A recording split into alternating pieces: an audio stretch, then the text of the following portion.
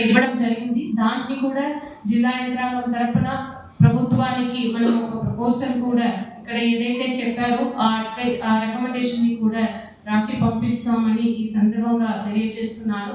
So దీంట్లో ఈరోజు specific గా చూస్తే మన గౌరవ ముఖ్యమంత్రి వర్యులు స్వర్ణాంధ్ర 2047 అని ప్రవేశపెట్టి సో దాంట్లో మన రాష్ట్ర పీపుల్ అందరూ కూడా హ్యాపీగా హెల్తీగా వెల్తీగా ఉండాలి అని ఒక బ్రాడ్ విషన్ పెట్టి ప్రతి డిపార్ట్మెంట్ లో కూడా గ్రోత్ రావాలి అని పని చేయడం జరుగుతున్నది. ఇది మీ అందరికీ కూడా తెలిసినదే.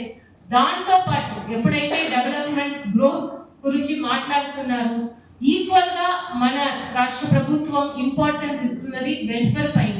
సో దాంట్లో వెదర్ సోషల్ వెల్ఫేర్ కావచ్చు, బీసీ వెల్ఫేర్ కావచ్చు, ట్రైబల్ వెల్ఫేర్ కావచ్చు, వారు అందరికీ కూడా ఆర్థికంగా ఎడ్యుకేషనల్ పరంగా వారు ముందుకు రావాలి అని వివిధ రకాల స్కీమ్స్ ఇప్పుడు ఇంప్లిమెంట్ చేయడం జరుగుతున్నది.